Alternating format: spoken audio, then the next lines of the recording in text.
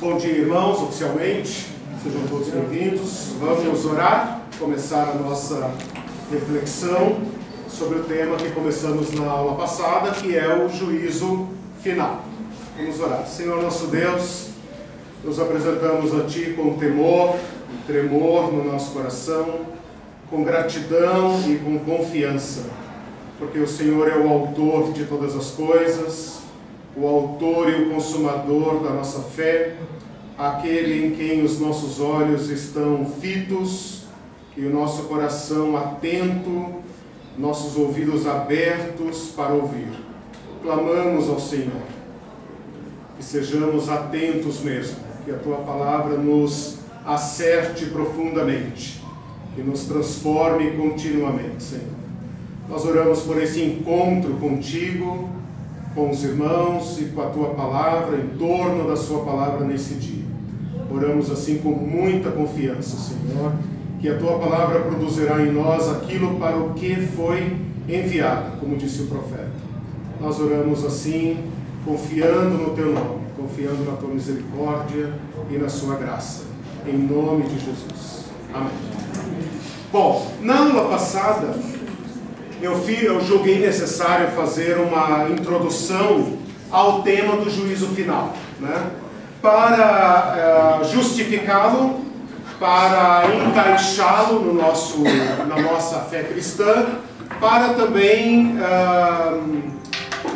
mostrar a sua coerência e a sua necessidade, né? O tema do juízo final é necessário. Caso não houvesse um juízo final, nós caminharíamos para um indiferentismo, em que tudo daria no mesmo e em nada. E a nossa história, a nossa fé não teria sentido. Hoje, então, eu quero retomar com vocês a partir de dois textos, né? Que é Apocalipse 20 e Mateus 25, que esse pastor Juan Stan considera os textos mais claros, mais explícitos a respeito do juízo final. É claro que Deus é chamado de juiz em todas as Escrituras. Jesus pressupõe o julgamento. Ele fala do julgamento de modo natural. Então ele considera que o juízo, a prestação de contas, a responsabilidade humana diante do seu Criador, né, é algo líquido e certo, é algo dado, né? Porém, esses dois textos, apesar de não serem fáceis, né, por isso reservamos uma aula exclusivamente para eles, são, digamos, os textos que nós podemos usar como diretrizes, né? No capítulo 20 de Apocalipse, é um texto que fala sobre ressurreição, fala sobre milênio, fala sobre o juízo dos santos, fala sobre a guerra de Gog e Magog, né, final, e por último fala do julgamento. Então é um capítulo pequeno, tem apenas 14 versículos, porém, como se diz, dá pano para manga, né? O que é guerra de Gog e Magog, por exemplo, né? Só isso aqui já daria uma enciclopédia de escatologia e, para não dizer, de ficção científica, né? Porque tem muita especulação em cima dessas coisas. Eu vou ler o versículo 11, quando diz o seguinte: vi um grande trono branco, e aquele que nele se assenta, de cuja presença fugiram a terra e o céu, e não se achou lugar para eles. Olha a riqueza de imagem, né? Vi um grande trono branco, um grande trono, provavelmente representando o último, né? A última instância, o final, branco, certamente representando justiça, e aquele que nele se assenta, de cuja presença fugiram terra e céu, e não se achou lugar para eles. Vi também os mortos, os grandes e os pequenos, postos em pé diante do trono. Então se abriram livros. Ainda outro livro, o livro da vida, foi aberto. E os mortos foram julgados segundo as suas obras conforme o que se achava escrito no livro. Deu o mar os mortos que nele estavam. A morte e o além entregaram os mortos que neles havia, e foram julgados um por um, segundo as suas obras. Então a morte e o inferno foram lançados para dentro do lago de fogo. Esta é a segunda morte, o lago de fogo. Voltando ali um pouquinho no versículo 10, ele fala de novo desse lago de fogo, né? 15, né? Dizendo... Oi? Ah, desculpa, tem o final. Tem 14 versículos, agora não é o 15. E se alguém não foi achado escrito no livro da vida, esse foi lançado para dentro do lago de fogo. Ok, minha Bíblia terminou no 14, eu me confundi. E se alguém não foi achado inscrito no livro da vida, esse foi lançado para dentro do lago de fogo.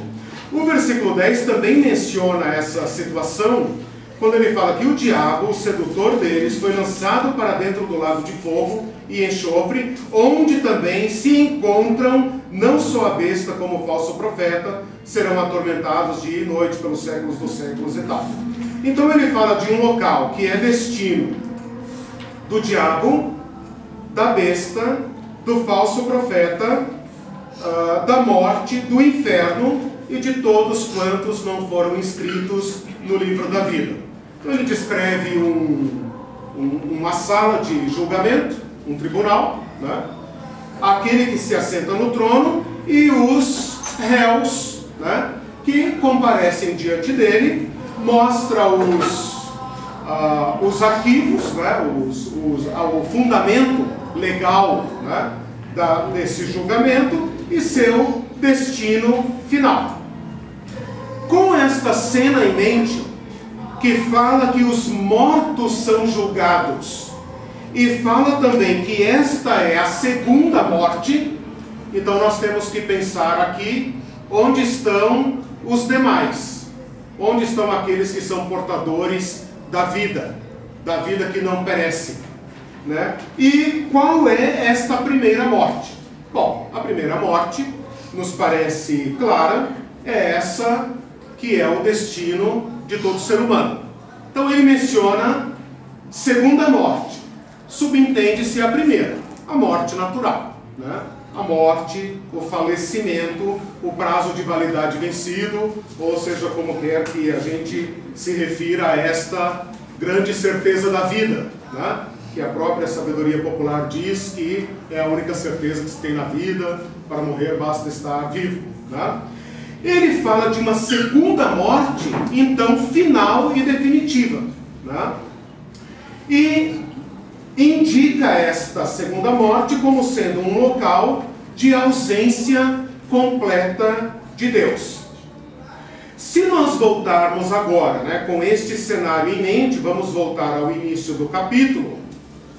Olha lá no versículo 6, quando ele fala assim: bem-aventurado e santo é aquele que tem parte na primeira ressurreição. Então olha que interessante esses números ordinários aqui, né? Primeira ressurreição, né? Primeira ressurreição poderia nos fazer pensar qual é a outra. Ele não fala, né? Então, primeira ressurreição poderia nos fazer pensar, tá, e a segunda?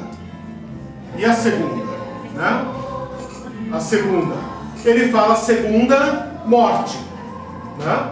Então, há uma primeira ressurreição, mas não fala de segunda, né? Então, apenas um grupo é chamado à vida. E fala de segunda morte. Subentende-se que houve a primeira, porque ele fala: vi os mortos, e não os vivos, nem os ressuscitados.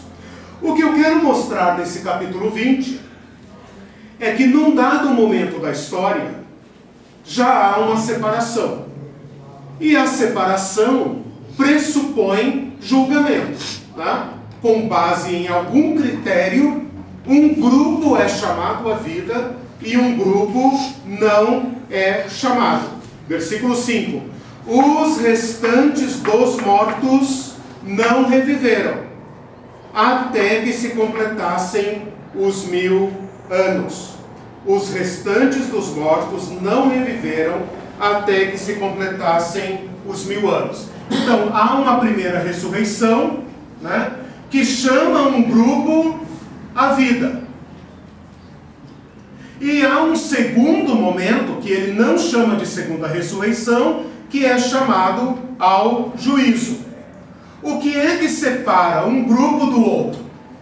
O que é que faz com que um grupo retorne à vida e outro grupo não retorne, né?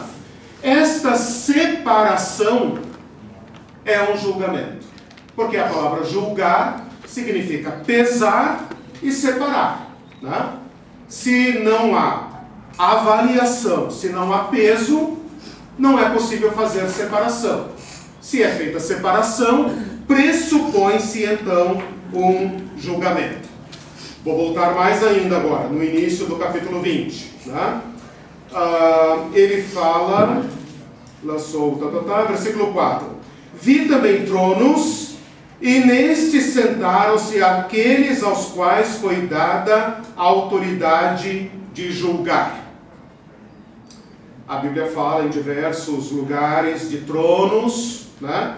E pessoas que se assentarão nele para julgar. O apóstolo Paulo indica em alguns textos que os cristãos participarão de um certo julgamento. Né?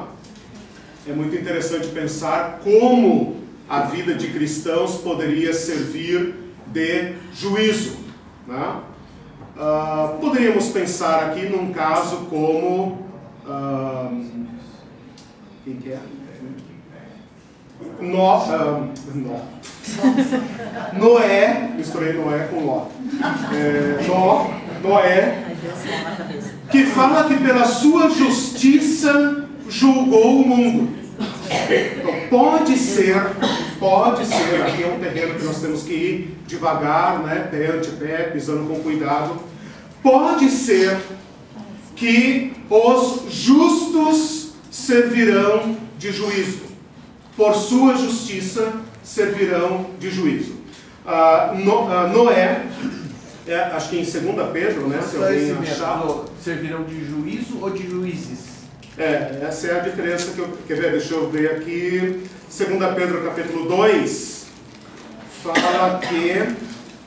aqui que fala que ele julgou o mundo. Pregador da justiça, Se alguém achar esse texto, depois que fala que por sua justiça ele julgou o mundo. Então essa é uma possibilidade de interpretação, né? Quando ele fala que viu tronos, acho que não é aqui que ele fala, 2 Pedro capítulo 2, versículo 5, não poupou o mundo antigo, pregador da justiça. Oi? Deus fala que ele se tornou herdeiro da justiça, não sei se é isso. Herdeiro. Não, tem um texto que diz que por sua justiça ele julgou o mundo do seu tempo. Talvez seja até palavra de Jesus lá, quando fala de Noé e tal. Mas enfim, essa é só uma possibilidade de interpretação para a gente pensar nesse texto de tronos, né? Jesus, em alguns momentos, aqui no próprio Apocalipse, ele fala: aquele que vencer se assentará comigo no meu trono, assim como eu sentei, tal. Mateus 19 fala que aqueles que deixaram tudo por amor a Cristo também se assentará nos tronos e tal para julgar. Paulo, em 1 Coríntios 6, fala: não sabeis que haveremos de julgar o mundo, não haveremos de julgar os anjos, né? Então são questões assim muito reticentes, né? Porque não há um desenvolvimento, um amadurecimento da ideia, porém elas estão indicadas, né? Bom, versículo 4 então diz o seguinte: vi tronos, e nesses se sentaram aqueles aos quais foi dada a autoridade para julgar, né? Não precisamos avançar muito nesse texto. Vi ainda as almas dos decapitados por causa do testemunho de Jesus, bem como por causa da palavra de Deus, tantos quantos não adoraram a besta, nem tampouco a sua imagem, e não receberam a marca na fronte e na mão. E viveram, e reinaram com Cristo durante 1000 anos.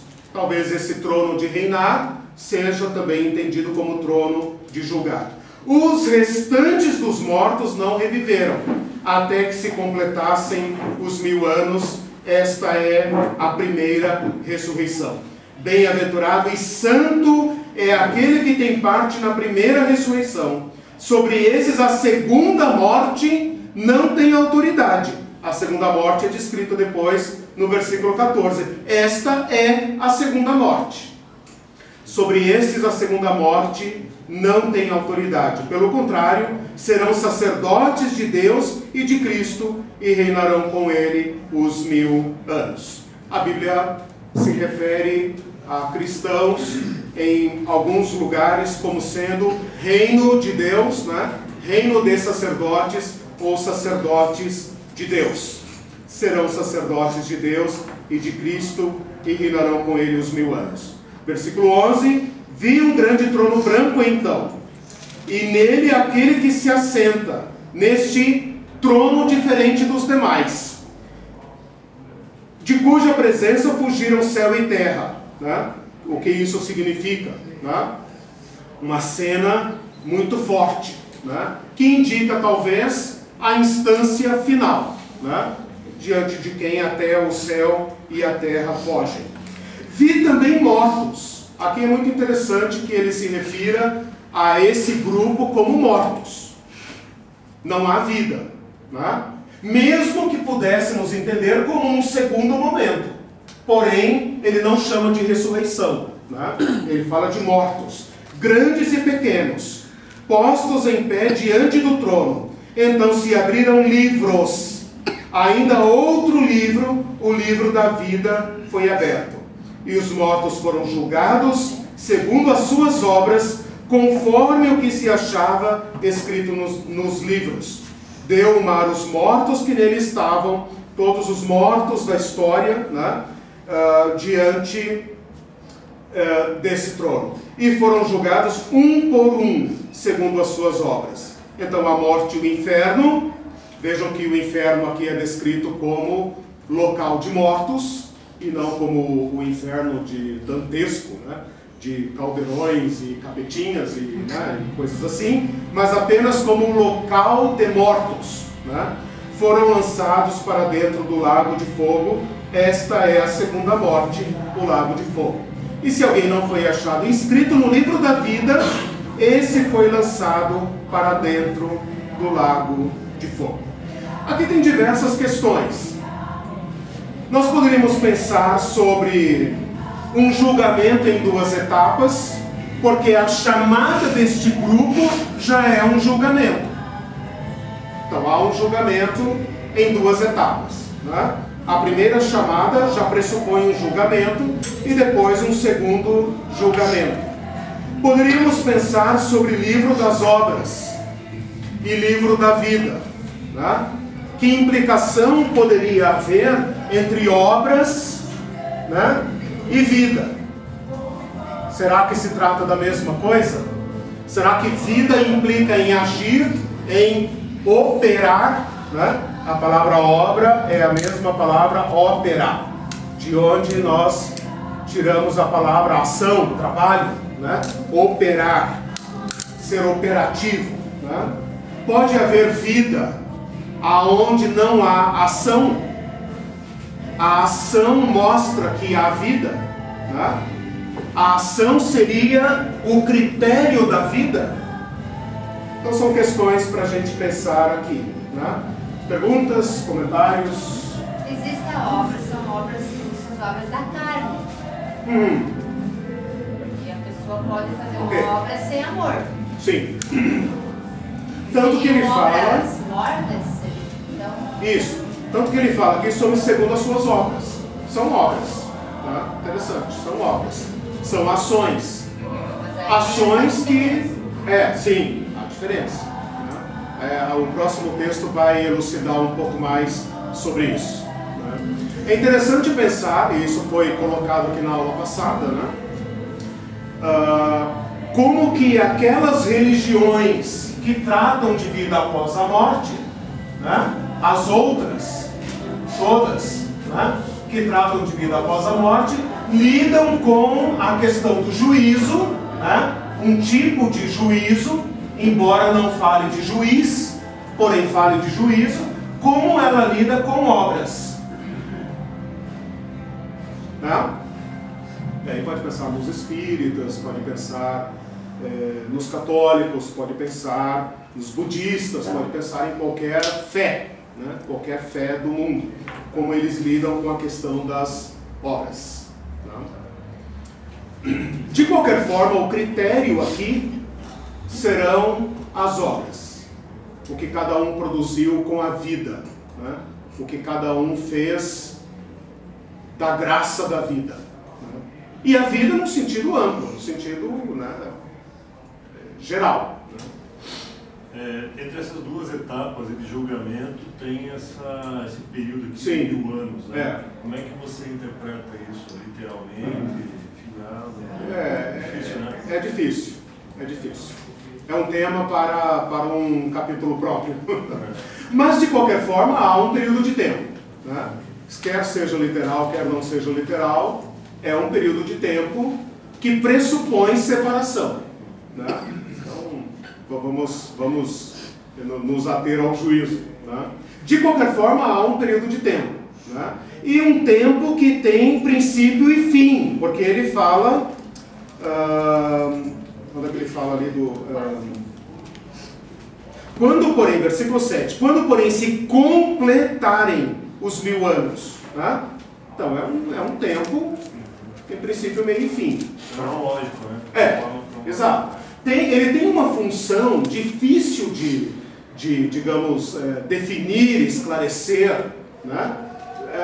Qual é a sua necessidade, qual é a sua função, né? Isso é muito questionável e tal, esse texto já teve diversas interpretações, e ele é exatamente o único texto das Escrituras que fala desse período, né, de modo quantificado. Né? É o único lugar da Bíblia que fala em 1000 anos. Né? Então esse é um texto que abre muito pano para diversas mangas. Né? Vamos ficar com o juízo. Diga, pastor. Interessante o livro das obras e o livro da vida. O texto diz que os mortos foram julgados segundo o que estava escrito nos livros das obras e não no livro da vida. E a salvação foi definida em termos do que está em termos do livro da vida e não das obras. No versículo 15, né? Diz que o que estava escrito no livro da vida foi lançado ao fogo. Mas, naturalmente, no lançar, digamos assim, o nome no livro da vida, houve um julgamento prévio, né? Acho que foi colocado lá o nome do indivíduo. Então dá a impressão que esse julgamento, que é baseado nos livros das obras, não define a salvação. Porque o que define a salvação foi, digamos, aquele fato que levou Deus a escrever o nome do livro da vida. Estava definido ali. Não é? Então, parece que esse julgamento não tem como propósito definir salvação ou não, mas definir, digamos assim, vamos chamar de retribuição das obras, tanto dos salvos como dos perdidos, mas não salvação. Talvez possamos ilustrar isso com o que Paulo diz lá em Coríntios 3, quando ele fala da igreja, que ele lançou o fundamento da igreja, né? E sobre esse fundamento nós construímos. Alguns constroem com ouro, pedras preciosas, e outros com madeira, feno, palha. E a obra de cada um será aprovada no dia do juízo. A obra de cada um. E se a obra que alguém edificou se queimar, palha, feno, tal, que é juízo de fogo, esse tal, diz Paulo, sofrerá prejuízo. Prejuízo. Será salvo. Mas será salvo. Como que através do fogo. Parece que o julgamento não é para definir salvação, mas condições dos salvos ou dos perdidos. Interessante, interessante. A questão dos livros e livro. Né? Livro da vida, livro das obras. Mas aqui João também não tinha internet de informática, nada, né? Na época não tem livro ainda, gente, acho que não vai ser assim. Sim, Esse arquivo, é interessante as imagens, né? Interessante as imagens dos livros, né? Você imagina aqueles livrões pesados da Idade Média, né? Enormes, né? Passando páginas, aquela coisa bem grande, né? De qualquer forma, veja, superada a imagem, né? As imagens, né? O cunho, né? Quer dizer, o que está no âmago do texto é essa questão, né? Quando se fala de obras, nós estamos pensando aqui em prestação de contas, né? Prestação de contas, responsabilidade, né? Prestação e responsabilidade. Responsabilidade significa responder por, né? Você responde por aquilo que faz. Tem textos nos evangelhos muito sérios sobre isso, né? Por suas palavras. Naquele dia os homens darão conta de suas palavras. Por suas palavras serás julgado. Por suas palavras será condenado.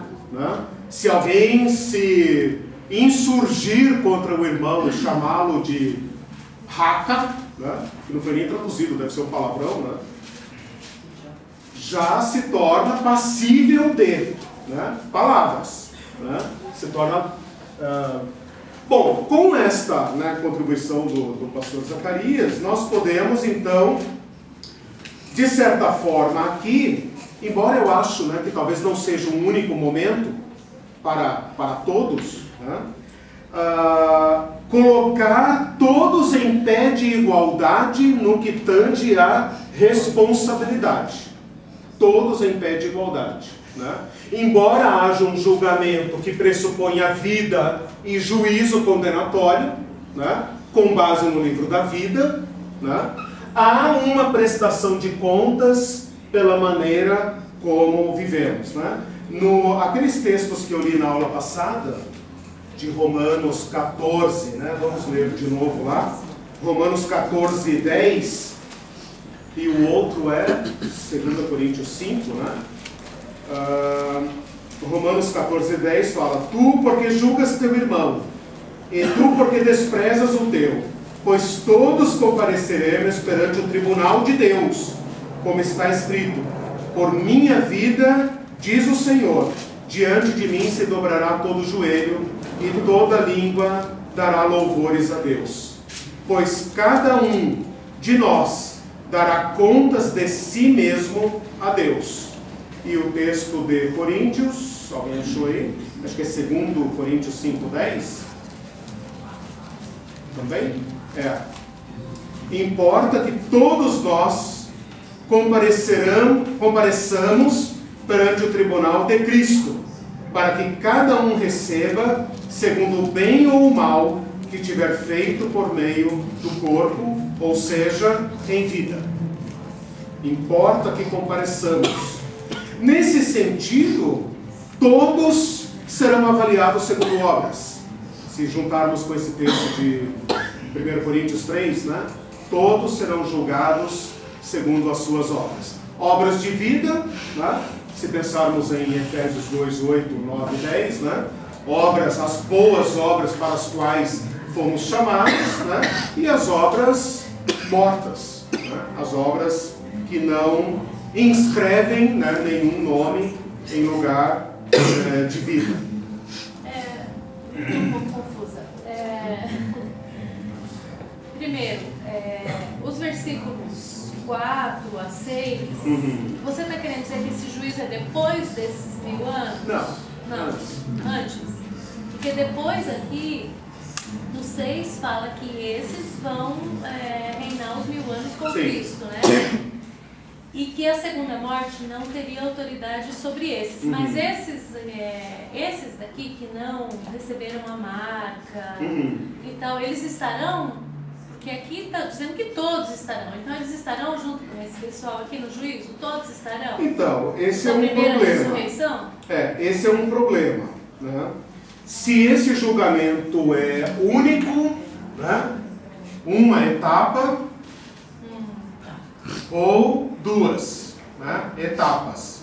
Eu estou entendendo aqui, né, e o texto está aberto para reflexão, né, eu estou entendendo aqui que o simples fato de ele chamar, aqui eu estou me lembrando de João capítulo 5, né, chegará o dia em que aqueles que ouvirem a voz do Filho do Homem sairão, né, o simples fato de ele chamar um grupo para a vida, e aqui também podemos pensar em vivos e mortos, que têm a semente da vida de Cristo, né, e são chamados à vida, pressupõe já uma separação.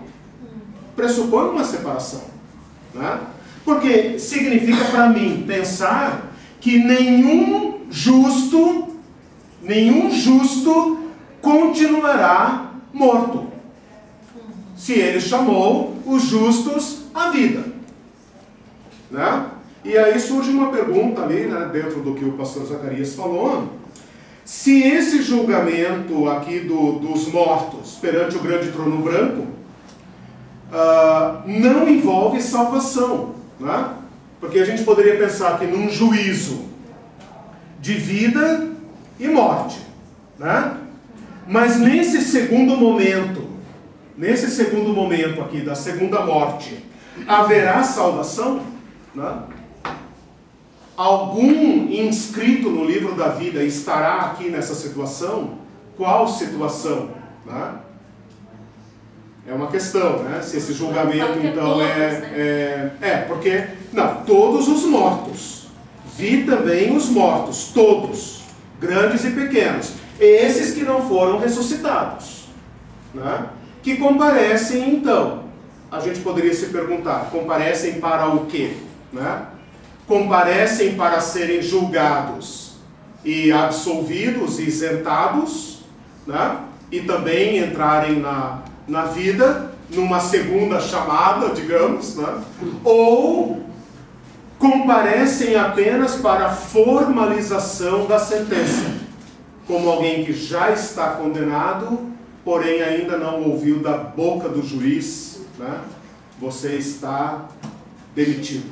Para saber por que eles estão sendo condenados. Ou para uma sentença formal final, né?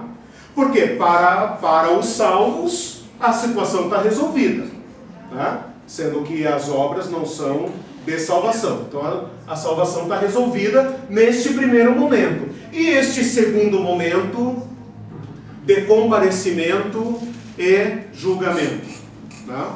O que ele pressupõe? Ele pressupõe uma segunda chamada ou ele pressupõe apenas uma formalização, né? Um julgamento formal? Deixa eu ver lá primeiro, depois aqui. Pegando o gancho do pastor Ricardo, o livro da vida hoje, ou ele está em branco, ou ele está cheio de rasura. Explique-se, irmão. Em branco, ninguém está vivo. Rasura. Se a pessoa aceita Cristo e teu nome está registrado no livro da vida, você não vai poder ser julgado pelos seus atos à frente. Para a salvação, não. Para a salvação, não. Porque sim, senão a obra de Cristo... Entra e sai, ok. Né?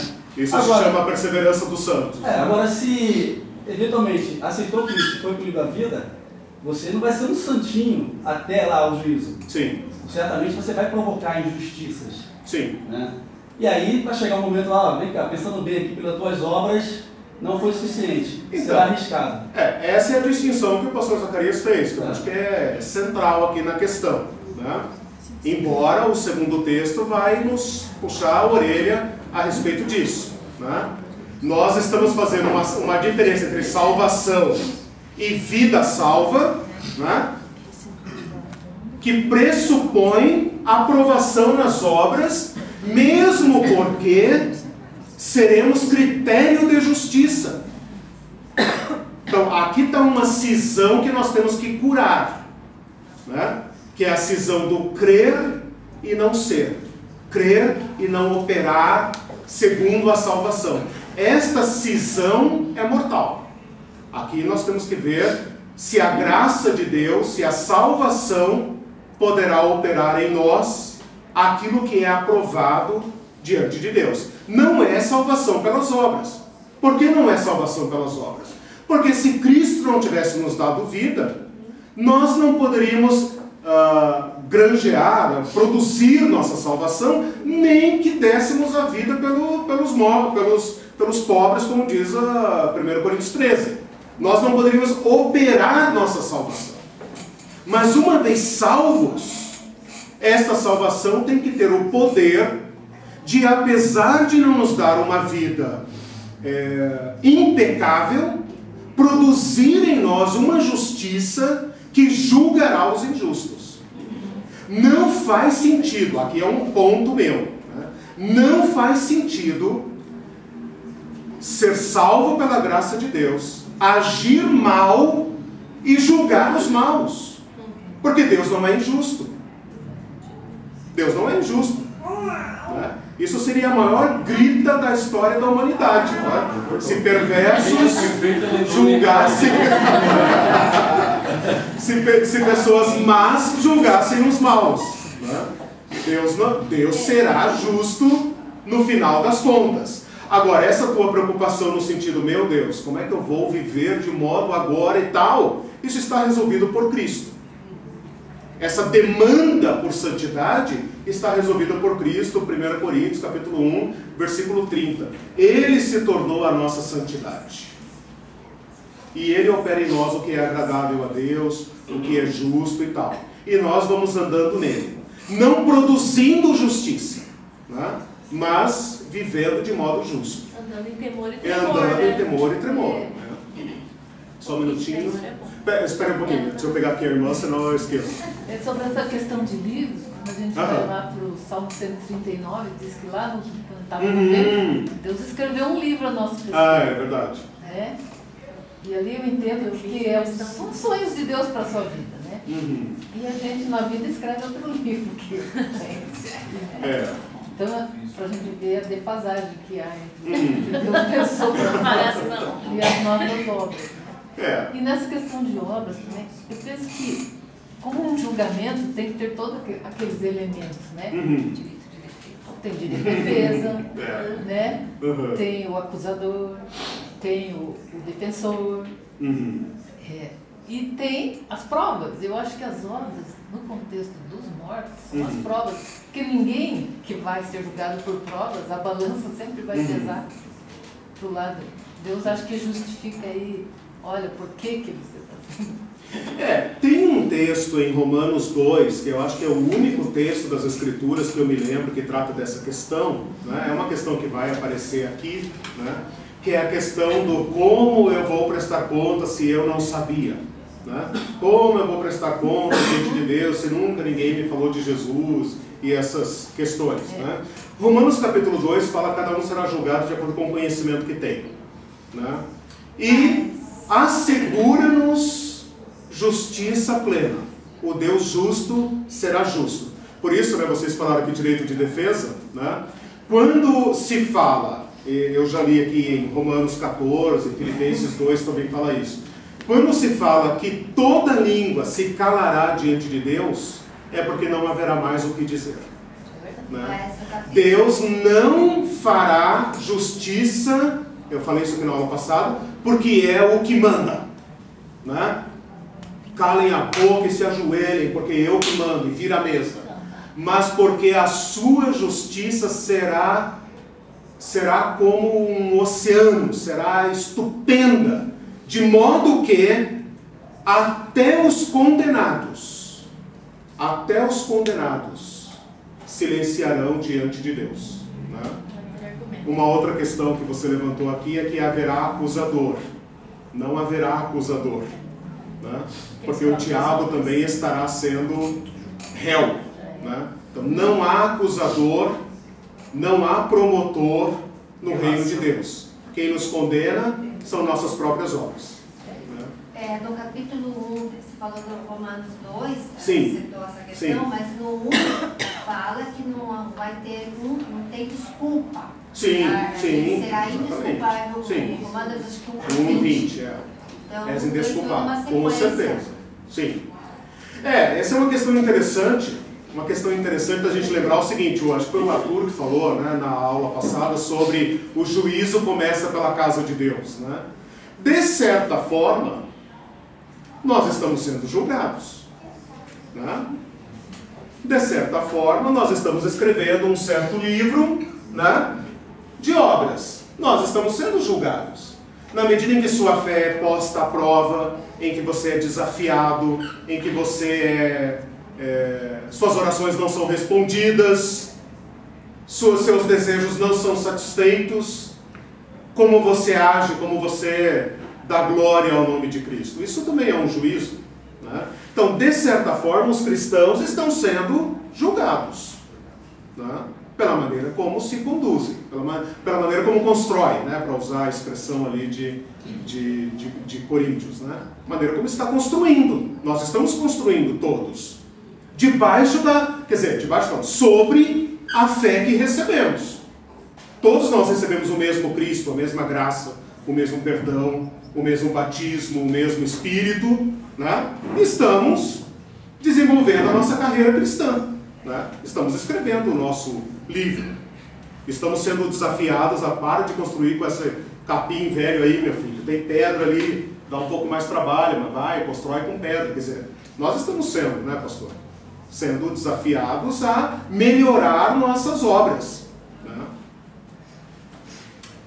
O pastor Zacarias, você fala depois do Ismael. Então vai, Ismael.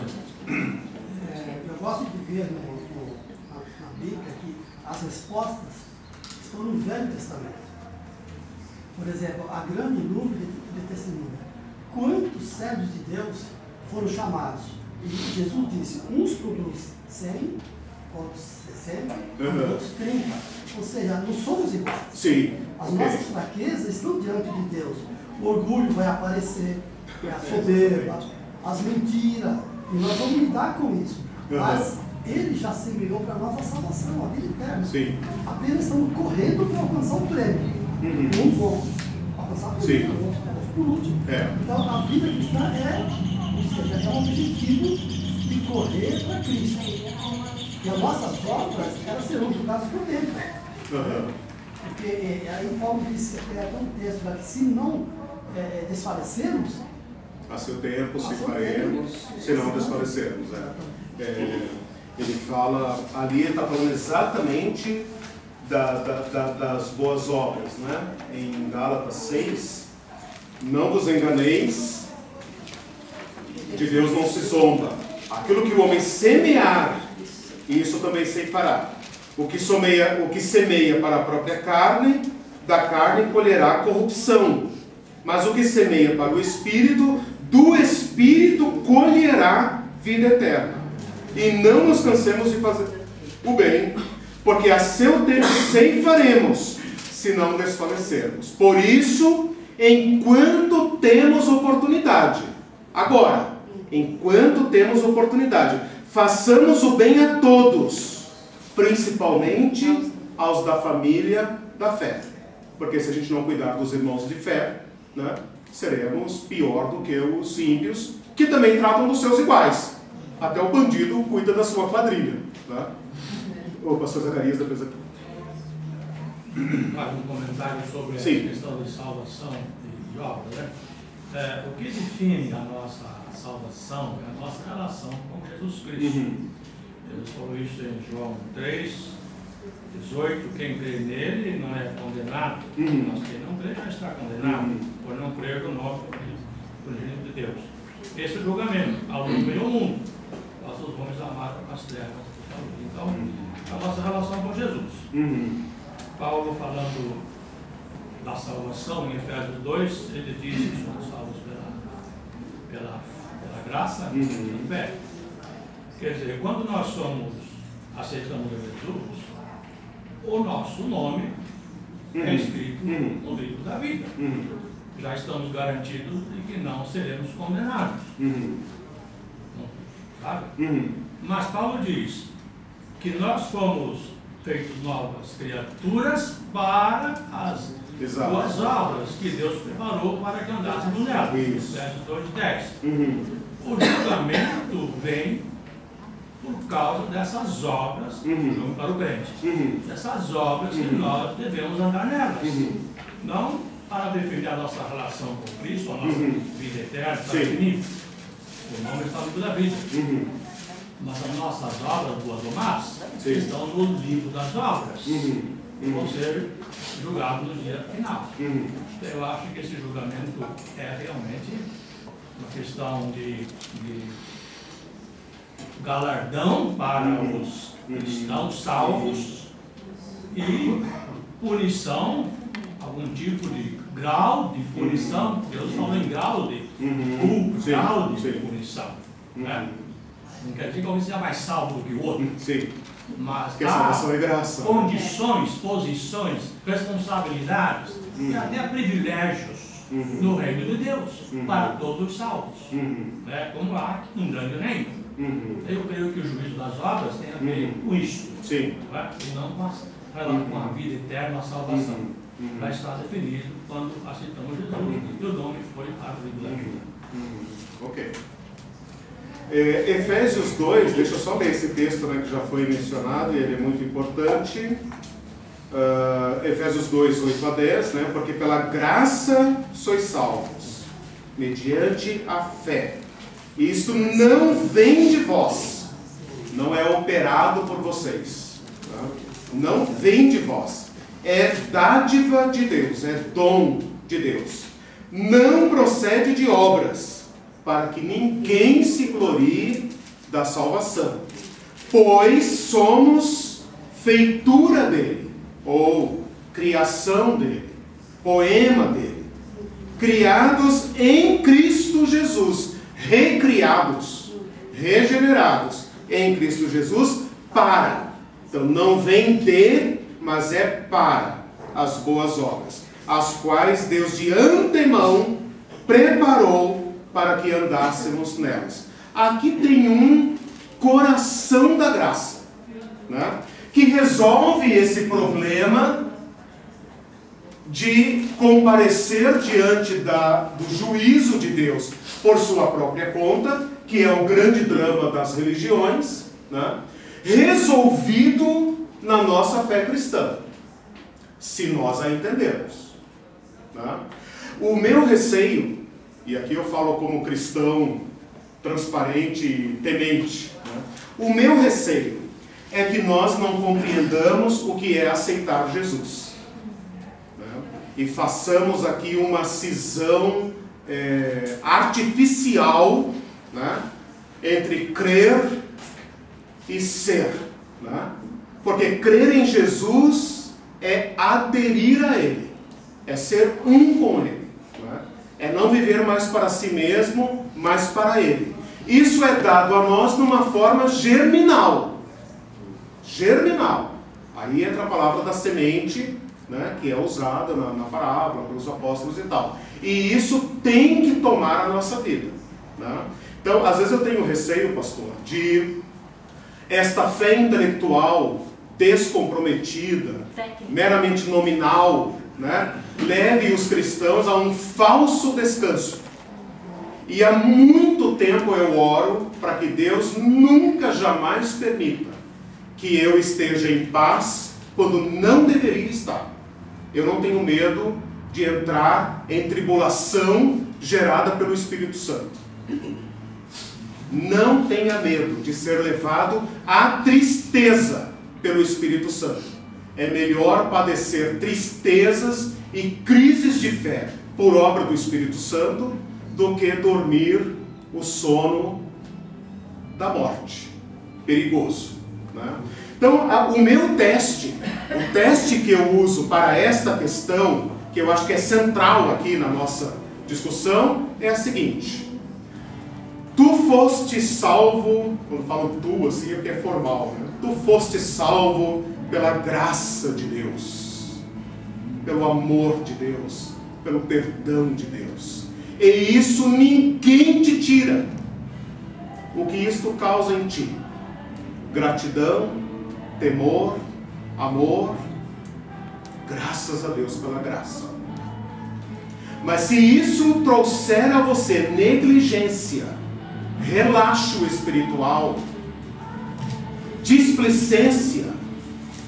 Tudo no final vai dar certo, porque é a tarefa de Deus perdoar. No final vai dar tudo certo. Tema, como disse o apóstolo Paulo, cuidem de vós mesmos, para verdes se ainda estáis na fé.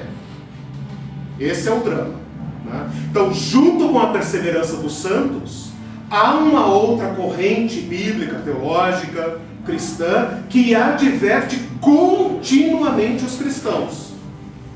E eu tenho medo que, por uma questão de paz psicológica, né, a gente feche isso para lá, cale isso como se fosse acusação do diabo, né, e vive a vidinha relaxada, da boa, dizendo no final tudo vai dar certo. E ainda vou se dar bem, né? Vou sentar no trono e ainda vou julgar meu vizinho ainda. Cuidado, né? Então essa advertência, a meu ver, é o teste. Se a graça de Cristo produz em ti um temor de Deus, né? É isso que o Delbert falou ali, né? Meu Deus, como seremos salvos? Como um cara como eu pertencerá à família de Deus? Como? Esse temor a Deus tem que ser fruto imediato da graça. Agora, se produz isso que nós vemos, né? Se produz essa coisa relaxada, displicente, pecaminosa, que não... né? Aí é de se perguntar, né? Então essa é uma questão que a gente tem que colocar junto, né? A única evidência de uma fé genuína são as boas obras. Jesus disse: quem pratica a verdade vem para Cristo, para que se veja claramente que as suas obras são realizadas por intermédio de Deus. Onde que o senhor deu agora? João 3, 21. Ok. Ninguém que aceita Jesus deixa de ir para a luz e praticar as suas obras na luz. Ele é salvo pela graça para viver esse tipo de vida. Alguém que diz: eu aceitei Jesus lá quando levantei minha mão e fui batizado, mas tem uma vida que não mostra nas suas obras, não dá fruto, a sua fé, essa fé, como diz Tiago, é morta. Sim. Não é fé. Amém. Isso. É ler Romanos com Tiago 2. Ler Romanos com Tiago 2. Mas o que acontece, eu vejo é que, por exemplo, na língua hebraica não tem essa separação. Aderir a Cristo e crer é viver. O próprio versículo que você falou aí, as boas obras, as quais Deus de antemão preparou para que andássemos nelas. Então, assim, não existe uma coisa sem outra. Mas na prática, na nossa cultura, existe aquele que é cristão nominal, existe aquele que levantou a mão e creu em Cristo e não está praticando. E eu já vi pastores daqui ensinar uma pessoa perguntando: meu filho tá caído lá, vivendo em pecado e tal. E ele respondeu assim: irmã, se ele aceitou a Cristo, não importa, ele está salvo. Isso para mim está completamente perigoso, errôneo. Aí eu ouvi falar também que você não perde a salvação, você perde a alegria de salvação. Não sei em que está baseado, talvez os batistas possam dizer em qual versículo está baseado, qual ensinamento. Não sei, eu mesma não desconheço, porque eu não sou batista de origem. Então eu desconheço. Somos uma. Então assim, eu desconheço. Então nós facilmente, na prática, separamos isso. E daí nós pegamos o aspecto técnico apenas, vou chamar de técnico, né? Formal, nominal, e queremos enfiar isso tipo assim: não, mas a pessoa aceitou. Então, eu já vi várias pessoas, vários cristãos nisso. Eu acho perigosíssimo a questão do descansar nesse temor, porque a pessoa que perguntou para esse pastor, que estava preocupada com o filho, isso faz muitos anos já, ela ficou tranquila. Sobre a palavra do pastor, ela ficou tranquila. Em vez de ela consultar a palavra, se fosse meu filho, meu Deus, ia orar, né, constantemente, e não ia ficar tranquila, porque, né, realmente... Então, assim, nós dissuadimos uma coisa da outra, né? Isso que eu estou chamando de cisão, né? Estou chamando de uma certa fratura, né? Entre uma fé intelectual e a operação que essa fé deveria levar, né? Que o pastor colocou ali como sendo algo ligado ao outro, né? Essa fé vai operar, né? Nós estamos falando aqui muito em obras, mas podemos também colocar aqui a palavra fruto, né? Que é diferente, né? No sentido de que é algo que resulta da graça, porém são também evidências, né? Agora, meus irmãos, uma coisa importante para colocar aqui nessa altura do campeonato, né?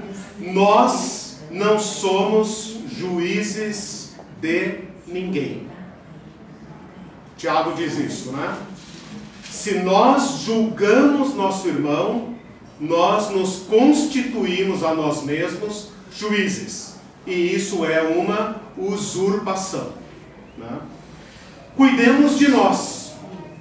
Cuidemos de nós. Ouçamos a voz do Espírito Santo, né? Ouçamos a voz dele e o sigamos, né? Se nós seguirmos com temor ao Espírito Santo, outras pessoas serão despertadas pelo mesmo carisma, pelo mesmo dom, pela mesma ação do Espírito, e também andarão, né, de forma a operar, né? Sejamos operativos, né? Então essa é uma questão importante. Nós não somos juízes dos outros. Por isso o juízo de Deus é final, porque não julga como os homens, não julga aparências, né? Julga por critérios inacessíveis para nós, né? Uma coisa que pode acontecer aqui em tudo isso que nós estamos discutindo é nós nos constituirmos juízes dos outros, né? E isso, de acordo com Tiago, é uma usurpação. Só há um juiz.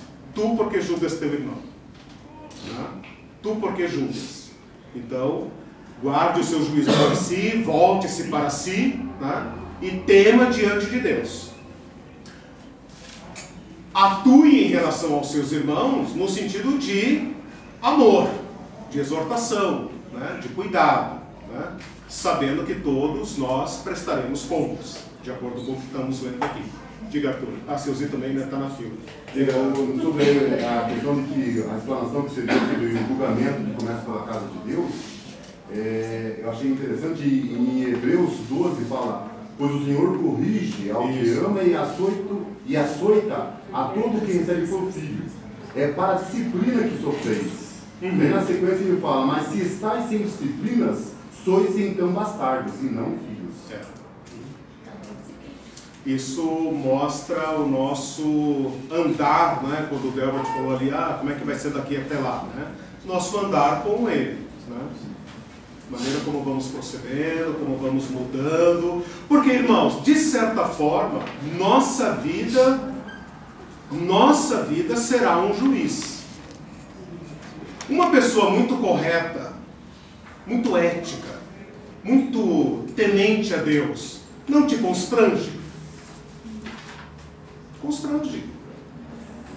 Se você é relapso numa área da tua vida, você topa com alguém a quem Deus já tratou naquela área, isso não te constrange? Isso não te julga? Não fala, puxa, eu preciso, né? Ou vai se afastar, né? Como o pastor ali leu de João, né? Ou vai se afastar e dizer, né? Muito fanático, muito não sei o quê, né? Vamos continuar. Muito santinho, né? Esses dias alguém falou pra mim no Facebook, eu não sou santo não, sou crente, mas não sou santo. Eu falei, pô, mano, que confissão, cara! Pelo amor de Deus, né? Sou crente, mas não sou santo. Não vou pagar de santo. Eu falei, não vai pagar mesmo, né? Porque santidade, né? Então, assim, por outro lado, uma pessoa a quem Deus já tratou numa certa área da vida se torna para nós uma motivação. Eu preciso ser mais manso. Eu preciso ser mais cuidadoso com isso. Eu preciso... Quer dizer, e isso é um tipo de julgamento, né? Nós estamos debaixo dessa chamada de Deus, né? Até essa chamada, né, do último tempo. Pode. Pode chamar o céu. Eu estava pensando ali quando fala da questão da obra também, no caso de Paulo, né, quando ele dizia que aquilo que ele queria fazer não conseguia e o que ele não podia fazer, isso ele fazia, né? Estava falando das atitudes dele. Mas nem por isso ele deixou de crer e de... No versículo seguinte ele fala, graças porém a Deus. Vitória, mas ele fala, ele fala, e também fala que ele é dos pecadores, ele é o pior. Então a gente tem que ver que o processo entre a salvação e o processo de santificação, que também é individual. Uns é muito rápido, outros é mais lento. Mas é um processo que não pode simplesmente parar. Isso. Ou então a pessoa está lá 20 anos com as mesmas dificuldades.